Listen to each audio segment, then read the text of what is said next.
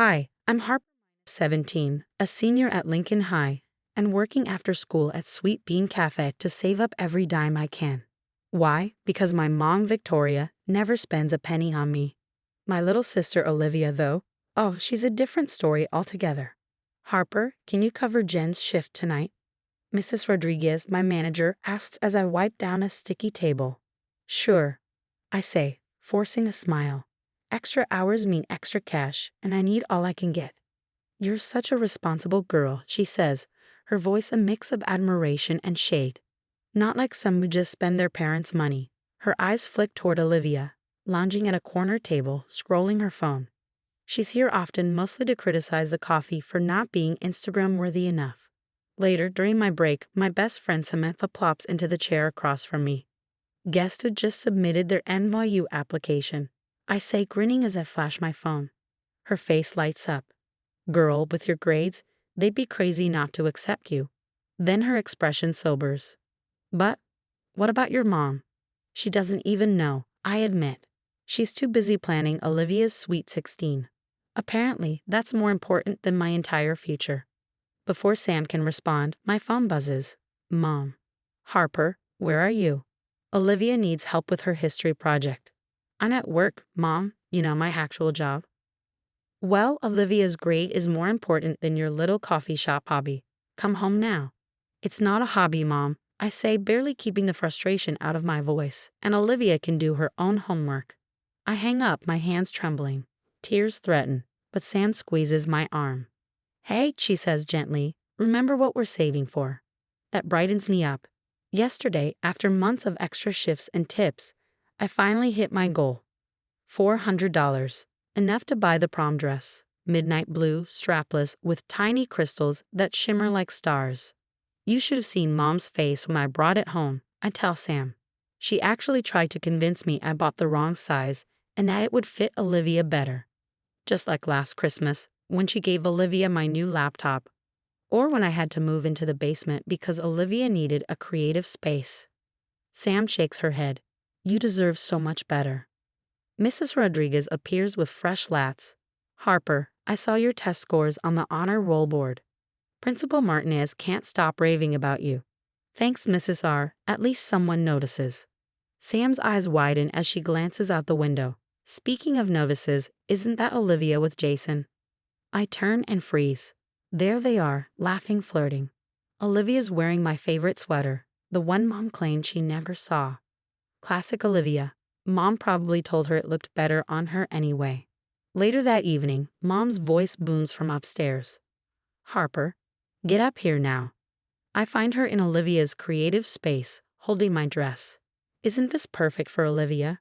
She needs it for prom. What? That's my dress. I bought it with my own money.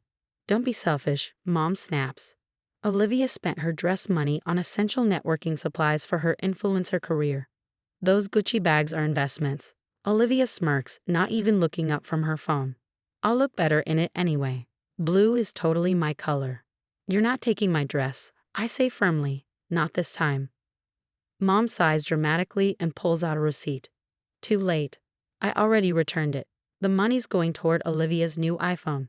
She needs it for content creation. My stomach drops. You had no right. Lower your voice, Mom says sharply. Olivia, sweetheart, don't let her negativity stress you out. Aunt Rachel chooses that moment to walk in, carrying a stack of packages. She stops, frowning as she takes in the scene. Victoria, you returned Harper's dress without her permission. Stay out of this, Rachel, Mom snaps. I know what's best for my daughters. My phone buzzes. It's a text from Sam.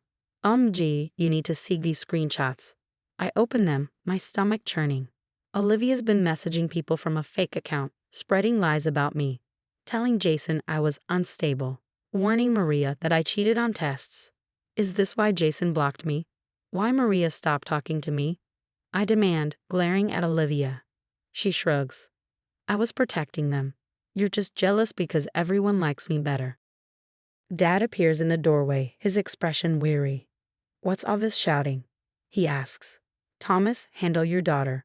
Mom snaps, pointing at me. She's upsetting Olivia. He sighs and looks at me. Harper, maybe just let your sister have this one. Like I let her have everything else. My voice cracks. My room, my friends, my reputation. Aunt Rachel steps forward, her tone sharp. This is ridiculous, Victoria. First the inheritance from Mom, and now this. Inheritance? I turn to her, confused. Not now, Mom hisses, but Aunt Rachel won't back down. Yes now, Rachel says firmly. Your grandmother left money for both girls' college funds.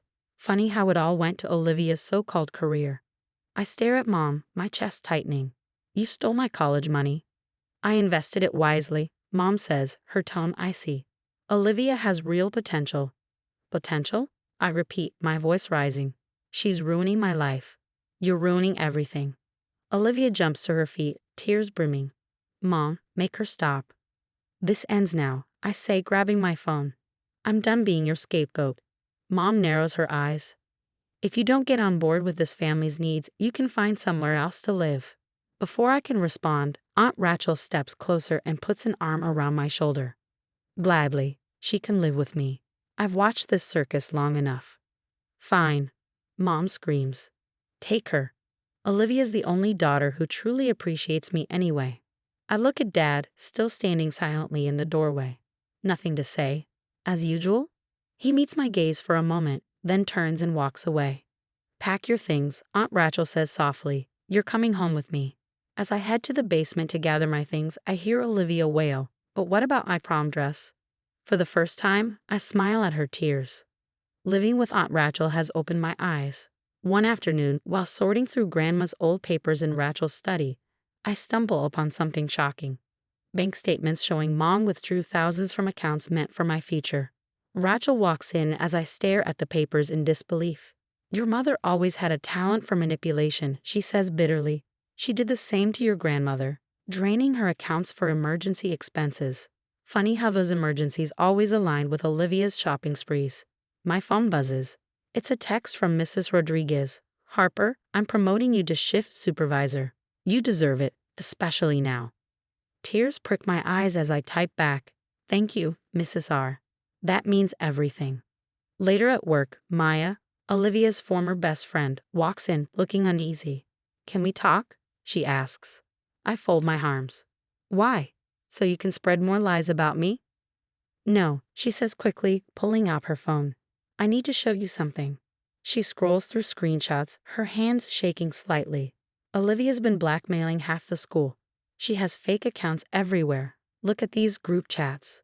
She's been organizing cyberbullying campaigns, spreading rumors, even threatening to expose people's private information.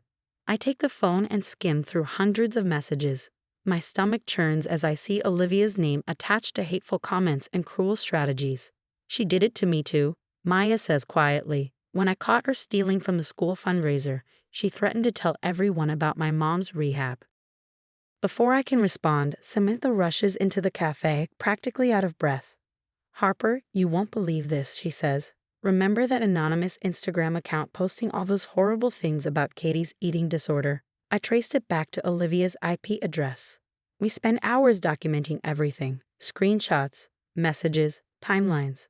Other students start coming forward, each with their own story about Olivia's schemes. Your sister ruined my sister's quinceañera, Maria says, showing me more evidence. She sent those awful messages just because your mom thought our party would overshadow Olivia's sweet 16. As we piece it all together, my phone buzzes. It's Dad. Harper, we need to talk. I've been going through the family accounts. Later, I meet him at Aunt Rachel's house. He looks older, worn down. Your mother, he sighs. She's been forging my signature, transferring money, taking out loans in my name. All for Olivia's projects. We're in serious debt now. Aunt Rachel, sitting nearby, crosses her arms, and I found Olivia's real credit card statements. Designer clothes, hotel parties, ridiculous purchases. Things no 16-year-old should be buying. Your mother covered it all up, while Harper worked doubles at a cafe. I was blind, Dad admits, his voice heavy.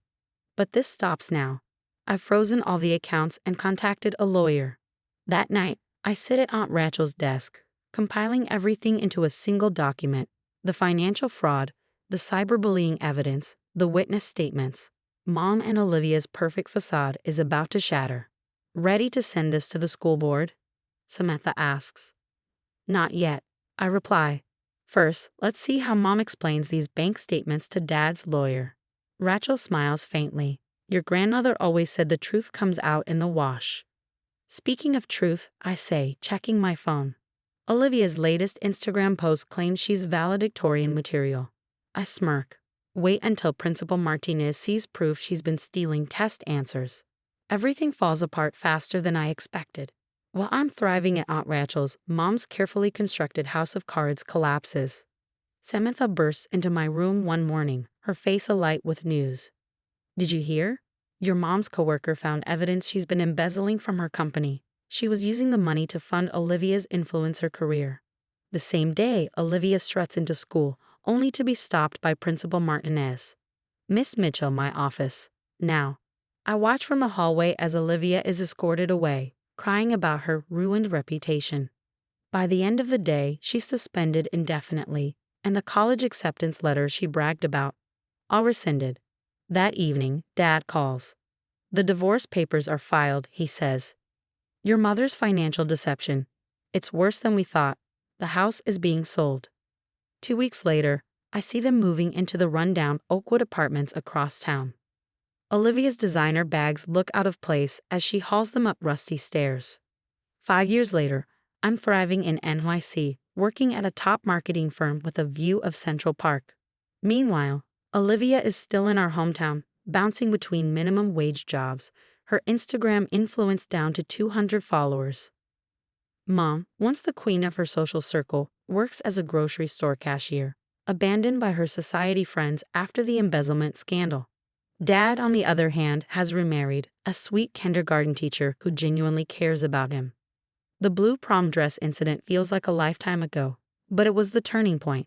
It taught me to stop being a doormat and start being the main character in my own life. Some say success is the best revenge. I disagree. Success isn't revenge at all. It's what happens when you cut out the people who were holding you back and focus on yourself. If you found out your parent secretly stole your college fund to support a sibling's lavish lifestyle, what would you do? Would you confront them immediately or gather evidence quietly like I did?